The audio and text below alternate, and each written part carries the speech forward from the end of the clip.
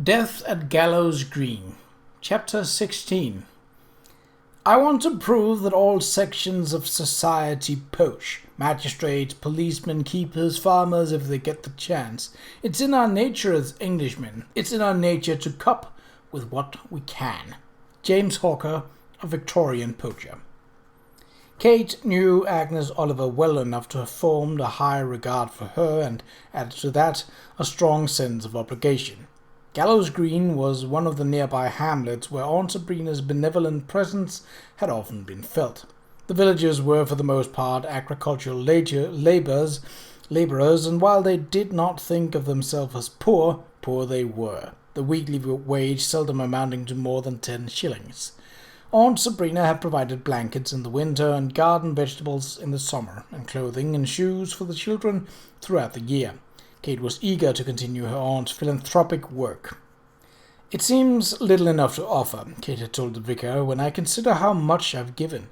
Life had been difficult growing up in her uncle's household. For Sergeant O'Malley's wages as a New York policeman never quite stretched far enough to meet the needs of a wife, 6 children, and a niece. Kate had always expected to work hard for her own living. Finding herself an heiress had been a shock.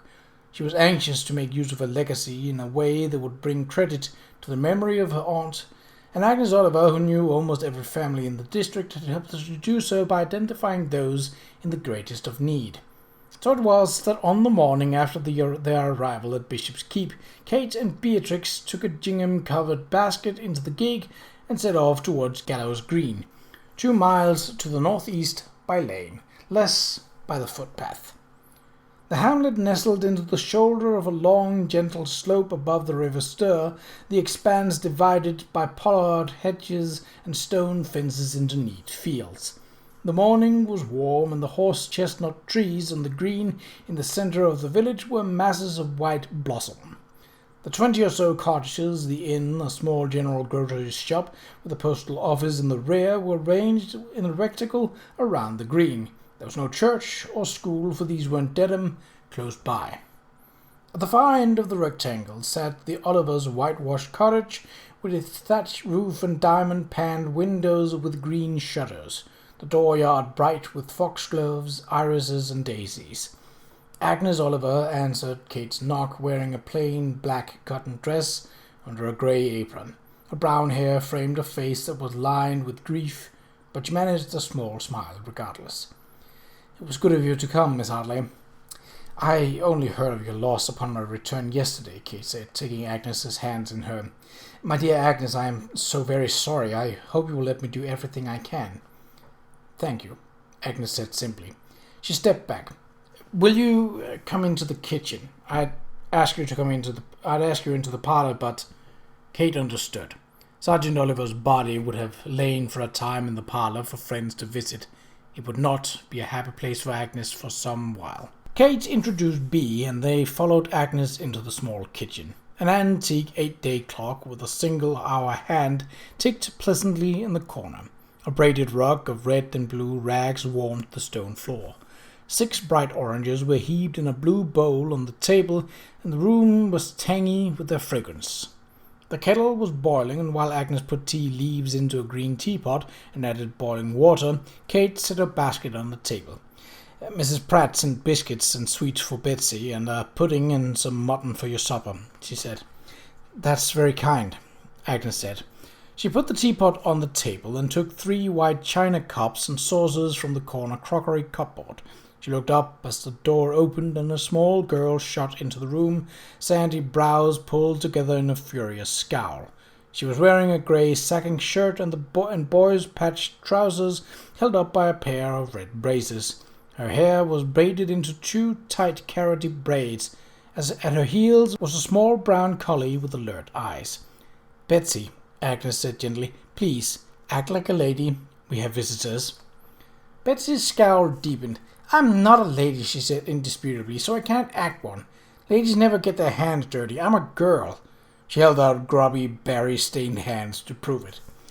"Those," her mother said distastefully, "are not the hands of a girl. They belong to a ragamuffin boy.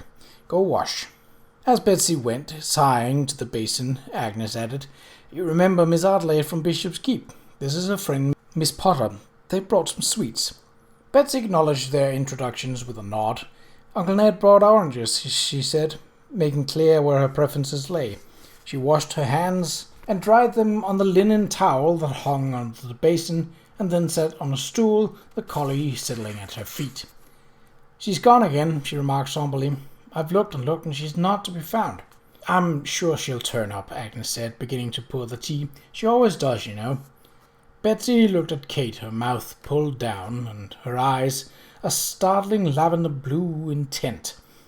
"Where would you lay your eggs if you were a duck and you were tired of having them found and carried off?" "I think I should want a quiet place," Kate replied thoughtfully. "And if I expected to raise a family, I should certainly want to be clear of cats." Beatrix leaned forward. "A duck?" she asked curiously. "What's her name?" "Jemima," the girl said. "Jemima Puddle Duck." She looked at Beatrix, her glance giving nothing away. "You like ducks, then?" "Most decidedly," Beatrix said. She rose. "If you like, I shall help you search." The girl accepted the offer with a neutral shrug. "I'll come along, then," she said, sliding off the stool. The collie got up. "You stay here, Kep," she commanded. "Jemima won't take 2 pennies from you." "To be," she said. "Kep's trained as a tracker, you know. He can track people. He always tracked my father, in fun, of course." She nudged the collie with a toe, her voice scornful. "But he thinks Jemima is foolish, so he won't track her." The dog, who refused to track ducks, lay back down again with a resigned sigh and watched as the girl and Beatrix went out of the room. "She's taken it pretty hard," Agnes said with a sad look. "She's always been a father's girl, and not much of a girl at that. Always fancied herself more of a boy, with his encouragement too."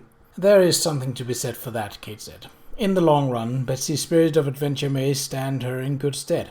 "Perhaps," Agnes said, "but in the short of things it's bound to bring her trouble. She needs to learn decent manners if you get to get work in the world." Kate took a cup from Agnes. "Mrs. Pratt tells me you are to receive a police pension." Agnes sat down. "I fear it is in doubt." "In doubt?" Kate exclaimed. "But why?" Agnes bit her lip. "Because," she said in a low voice, "of what P.C. Bradley found in the shed." "Who is P.C. Bradley?" "The constable from Manningtree who's looking into Archie's murder instead of Ned Lakin, who ought to do so. He was here early this morning. Out in the shed he found 2 hares and a net." 2 hares and a... Kate set the cup down hard. Tea slopped into the china saucer. "A poacher's net?" "Yes, but it wasn't Artie's," Agnes said passionately. "He never brought game for me to cook. It's no secret almost everybody in the village takes a hare from Marston Park now and then, or a pheasant. But never Artie. He was proud of being a police sergeant. He was an honest man." This was serious business, Kate knew. The possession of a net was generally taken, de facto, to mean that its possessor was engaged in poaching, which carried serious penalties. If the police committee decided that the net and the animals had belonged to Sergeant Oliver, they might well deny Agnes her pension. "Perhaps someone put the net and the hares in the shed, perhaps," Kate said. She was interrupted by a knock at the front door. As Agnes went to open it, she sat back, glad that she had not finished a sentence. It was not right to involve Agnes in speculation about her husband's killer. The poor woman had had enough to worry about as it was. When Agnes came back, Edward Lakin was with her, bearing a paper-wrapped parcel. "Miss Ardley," he said, his grey eyes smiling. "Kate." "Hello, Ned," Kate said. In the past month since her aunt's death, she had come to count Edward Lakin as a friend.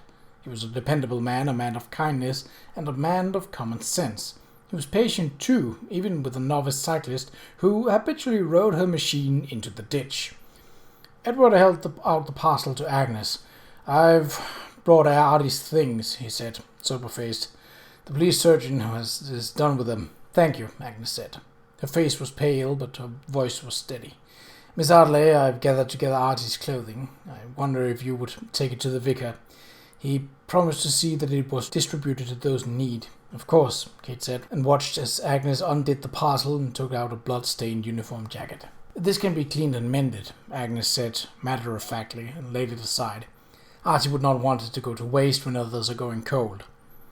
She went through the rest of the parcel until she found a cheap silver-plated watch on a long chain.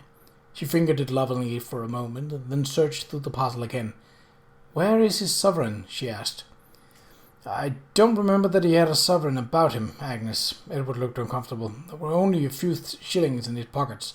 "On his watch chain it was," Agnes said, holding it out. "Just here. It was his father's lucky coin, you see, with a nick in the edge. Betsy should have it." "I'll ask after it in Colchester," Edward said, but he sounded doubtful. "Perhaps it's in its inner pocket," Kate said. She picked up the jacket and pushed her finger into a pocket. "Nothing here but chaff," she said, pulling it out, "and some grains of wheat. If you'll give me the other things, I'll see that the vicar gets them." When Agnes had gone up the narrow stairs, Kate turned to Edward. "You've heard about the hares in the net?" she asked in a low voice. Edward's mouth was taut. "It's a nasty business, Kate. The committee could deny Agnes a pension." Kate was silent for a moment. She could think of two possible explanations for the presence of the equipment and the dead hares hanging in the shed. The things could have been placed there to distract attention from the real crime, the theft of the emeralds, say. But even Bill Bardwell had to admit that this was unlikely. The other explanation was much more probable. "Is it possible," she asked, "that the sergeant discovered a poaching ring? Could that have been a motive for his murder?" "It could," Edward said. "Times have been hard these last years. To poach game is, free meat, and good money too. It's sold by the hundredweight to shops in London. Who would know?" Edward shrugged. "Local farmers, usually. They don't often tell, however. They hate the gentry for their ruinous game preservation practices. They see poachers as a sort of Robin Hood." There was yet a third possible explanation. Sergeant Oliver himself couldn't have been involved. Edward's reply was firm. "Not Artie. A man of greater scruple never lived." "Well then," Kate said conclusively, "we shall have to discover who hung the hares and the poaching net in the shed. Whether it had been done to conceal another crime or was connected to the crime itself, the objective was obviously the same. Find the one who did it, and the killer was found." Edward looked at her. "You must stay clear of this business, Kate. A police officer has been murdered." Agnes' step on the stair kept Kate from replying, but she had no intention of staying clear. Agnes Oliver was her friend. "Here's the clothing," Agnes said. "I've kept several shirts to make over for Betsy, but the rest of these things should go to the vicar." She turned to the kettle. "Let me make you a cup of tea, Ned." She was pouring it when Betsy danced into the kitchen, cradling a white duck in her arms. "We found her," Betsy exulted. "Miss Potter discovered her under the cabbages in the back of the garden."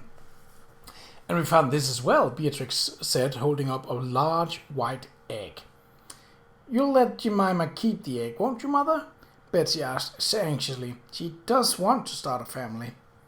Agnes took the egg and put it into a basket on the windowsill. "I'm afraid not, Betsy. Ducks are very poor sitters. Jemima would never stay on the nest for the 28 days it takes to hatch the eggs, and they would all be wasted. If you want ducklings, we'll save the eggs and set them under a hen." Betsy's eyes grew stormy, but she said nothing. Beatrix was introduced to Edward Lakin. Agnes fetched another cup, while Betsy took Jemima outside. The grown-ups had their tea. When they finished, Kate added the bloody jacket to the clothing Agnes had brought downstairs, and she and Beatrix prepared to leave. "You'll call on me if you need anything, won't you, Agnes?" Kate asked, taking the other woman's hand. "I shall," Agnes said with a nod. "Thank you." Edward gave Kate a warning look. "And you'll remember what I said." Kate did not reply. Edward looked as if he were about to say something, but thought better of it. Goodbyes were exchanged, and Kate put the clothing into the gig, and Beatrix climbed in beside her. "What did Constable Lakin mean by that last remark?" she asked as the pony moved smartly down the lane. "He meant that I shouldn't meddle in the investigation into Sergeant Oliver's murder," Kate said. Beatrix turned to look at her. "And are you?" "Not yet," Kate said with a slight smile. "But I'm very concerned about Agnes. She told Bea about P.C. Bradley's find in the Oliver's shed and the possibility that Agnes might lose her widow's pension." "Without the pension, how could she live?" Beatrix asked, in the horrified voice of one for whom money was abundant, even if she herself had little.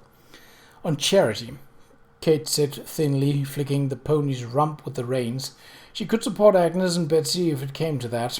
But Agnes was a proud woman. She and her daughter would have to be very hungry and cold before she accepted any money, even from a friend." That was the last that was said of the matter until Kate returned the gig from the vicarage, where she had left Sergeant Oliver's clothing. Bee was holding the bloody coat. "You forgot this," she said. "I thought to keep it for the time being," Kate replied. She climbed into the gig and picked up the reins. "Will you mind if we make one other stop before we start home?" "Not at all," Beatrix said. "Where are we going?" "To call at the McGregor's cottage," Kate said. "Isn't that where the constable's body was found?"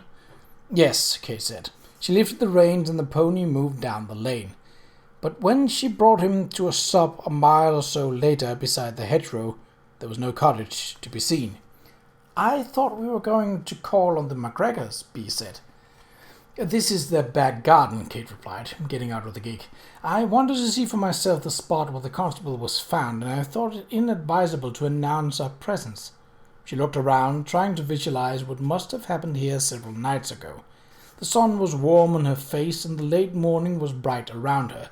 But inside she felt a dark chill as she conjured up her imagination the killer's furtiveness, the fear of being seen, the stomach-turning horror, perhaps at the savagery of what he had done, the inert weight of the dead man, the snapping of twigs as the body was dragged through the hedge to be abandoned in the copse on the other side, and then the hurried escape, the hasty command to the horses, the flight into darkness, unseen. To where? The bright sun slipped behind a cloud and Kate shivered against the bleak reality of her imaginings. Where had the killer gone? Where was he now? Was he smugly gloating, knowing that he had so far successfully eluded all efforts to identify him? Who was he?